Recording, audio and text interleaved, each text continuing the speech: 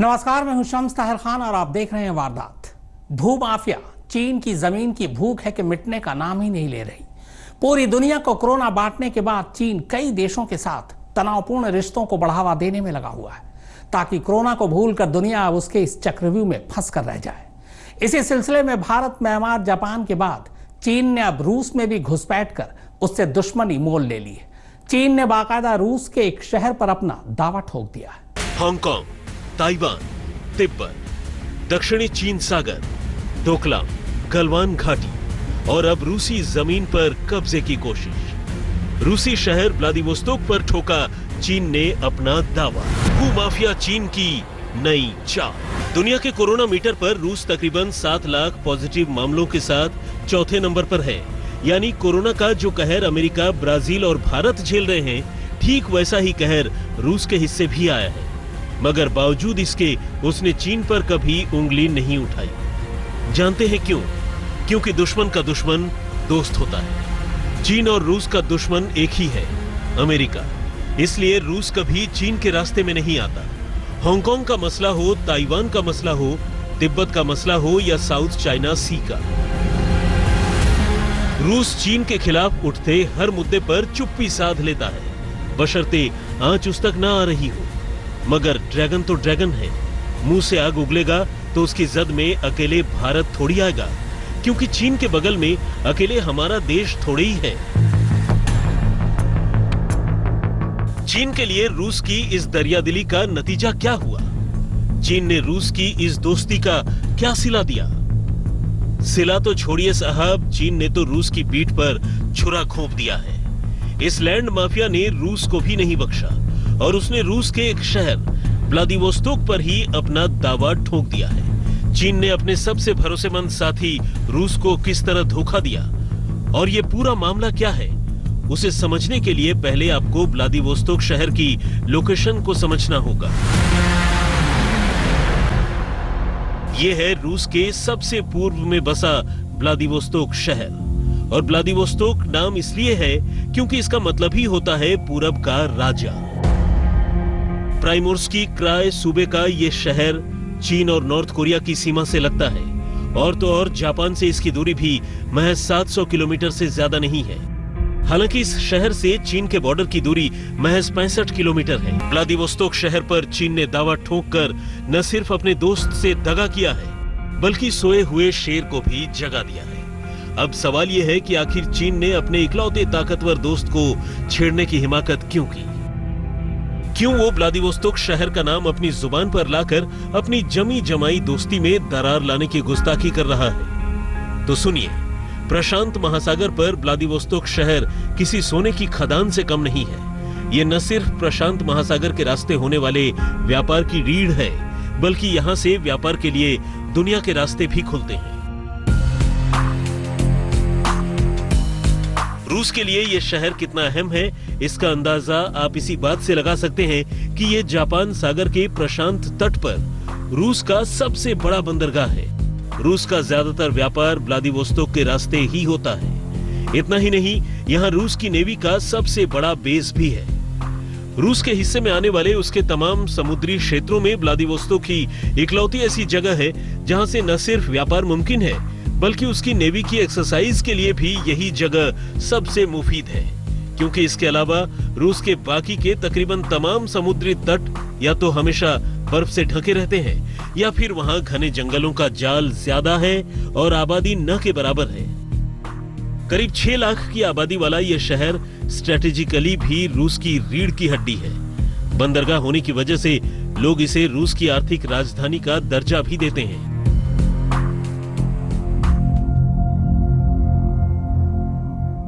रूस के इस शहर की स्थापना 2 जुलाई 1860 में हुई थी। हर साल की तरह इस साल भी रूस में व्लादिवोस्तोक शहर की सालगिरह मनाई गई। खुद दिल्ली में रूसी एम्बेसी ने अपने ट्विटर हैंडल से व्लादिवोस्तोक शहर की 160वीं सालगिरह की बधाई दी थी।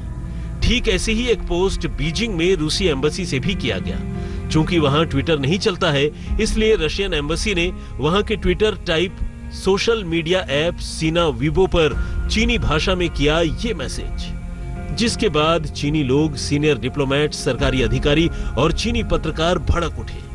चाइनीज ग्लोबल टेलीविजन नेटवर्क के सीनियर जर्नलिस्ट शेन शिवेई ने ट्वीट करके रशियन एम्बेसी के इस मैसेज पर नाराजगी जताई। शेन शिवेई ने लिखा, रूसी एम्बेसी के इस संदेश का हम स्वागत नहीं करते हैं। व्लादिवोस्तोक पहले ऐतिहासिक तौर पर चीन का हिस्सा रहा है। इस शहर को पहले हेशनवाई के नाम से जाना जाता था, जिसे रूस ने एक तरफा संधि के तहत चीन से छीन लिया था।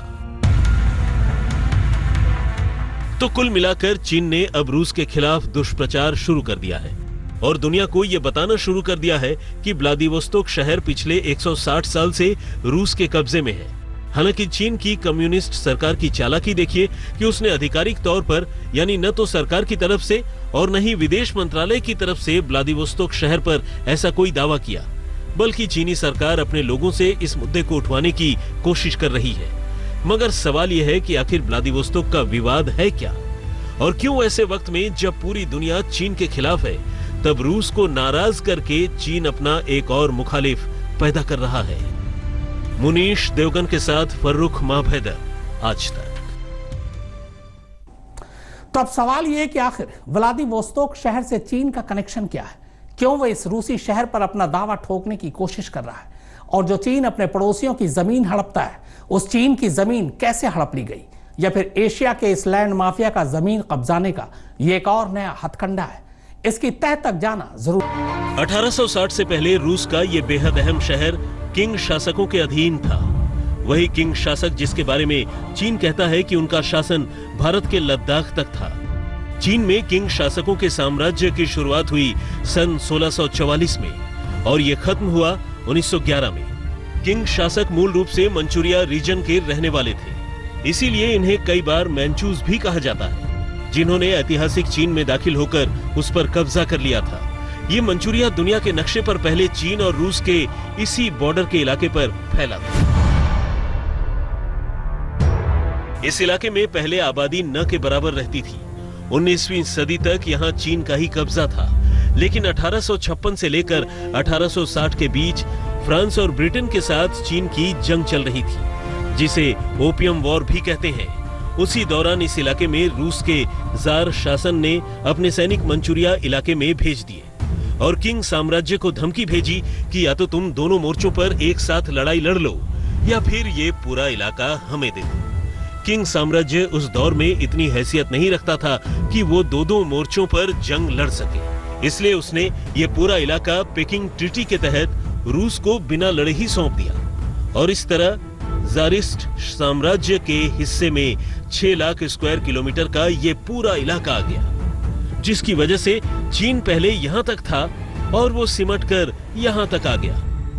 और इस तरह 1860 में जार ने चीन के हेशनवाई का नाम बदलकर यहां व्लादिवोस्तोक शहर की स्थापना की। शुरुआती वक्त में व्लादिवोस्तोक एक मछुआरों का गांव हुआ करता था, मगर रूस के कब्जे में आने के बाद इसे बंदरगाह के तौर पर विकसित किया गया।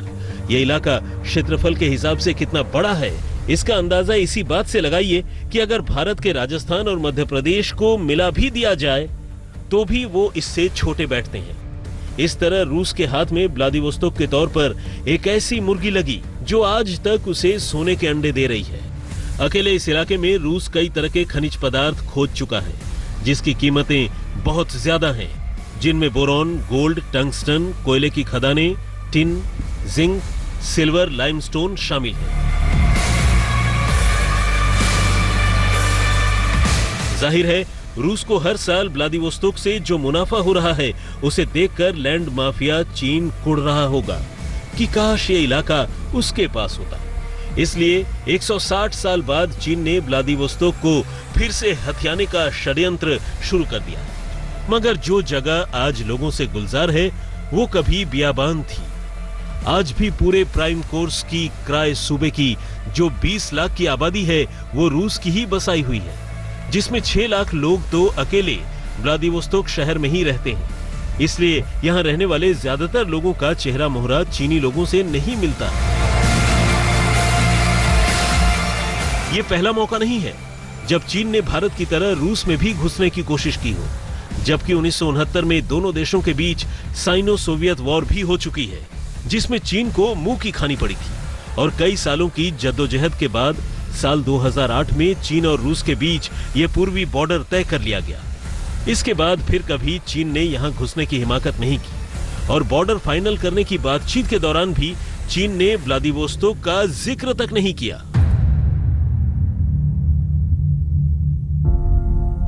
मगर सवाल यह है कि जब चीन और रूस का बॉर्डर मसला पूरी तरह से सुलझ चुका है तो फिर चीनी लोगों ने अचानक व्लादिवोस्तोक की ये चिंगारी क्यों सुलगाई? तो सुनिए, इसके पीछे वजह है भारत और रूस के बीच हुई मिलिट्री डील्स, जिसके तहत रूस हमें हथियारों की बिक्री कर रहा है और चीन इस चीज के लिए रूस पर दबाव बनाना चाहता है। इसकी दूसरी वजह है भारत रूस संबंध। रूस को भारत का भरोसेमंद साथी माना जाता है।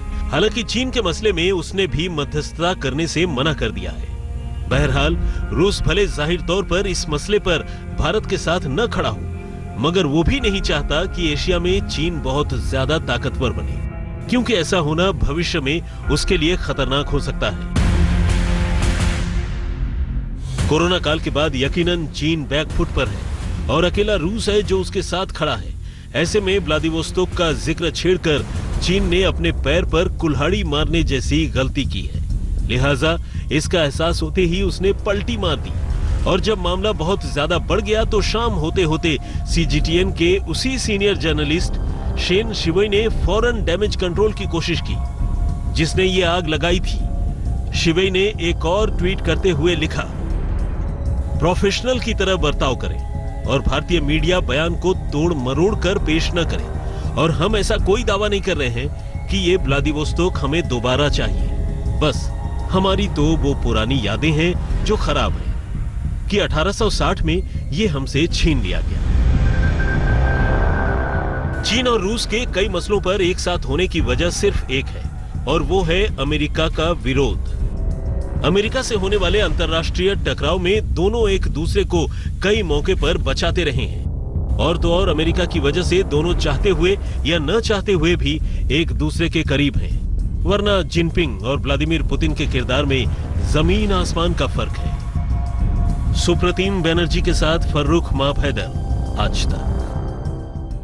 भारत और चीन के बीच गलवान में जो कुछ हुआ उसके बाद से सब कुछ अब तक ठीक भले ना हुआ हो, लेकिन 15 जून को 20 भारतीय जवानों की शहादत के बाद हालात को और बिगड़ने नहीं देने में रूस ने अहम भूमिका निभाई थी। रूस खुलकर सामने तो नहीं आया, लेकिन उसकी कोशिश के बाद ही चीन ने भारत के 10 जवानों को छोड़ा था, वरना जंग के हालात पैदा हो सकते थे। भारत चीन तनाव में किसके साथ है? रूस। क्या रूस के कहने पर छोड़े गए 10 भारतीय जवान? गलवान झड़प शांत करवाने में रूस का अहम रोल। सीमा विवाद में रूस क्यों ले रहा है दिलचस्पी? भारत और चीन के बीच ये विवाद जितनी जल्द से जल्द हल हो जाए उतना ही रूस के हक में है। इसी वजह से रूस ने पर्दे के पीछे से भारत और चीन के बीच तनाव कम करने की मुहिम शुरू की है। रूसी है जो दोनों देशों को इस तनाव के माहौल में भी बातचीत के टेबल पर लाने में कामयाब रहा। ऐसी खबरें हैं कि गलवान झड़प के बाद जिन 10 भारतीय सैनिकों को चीनी सेना ने पकड़ लिया था, उन्हें भी रूस के कहने पर ही छोड़ा गया।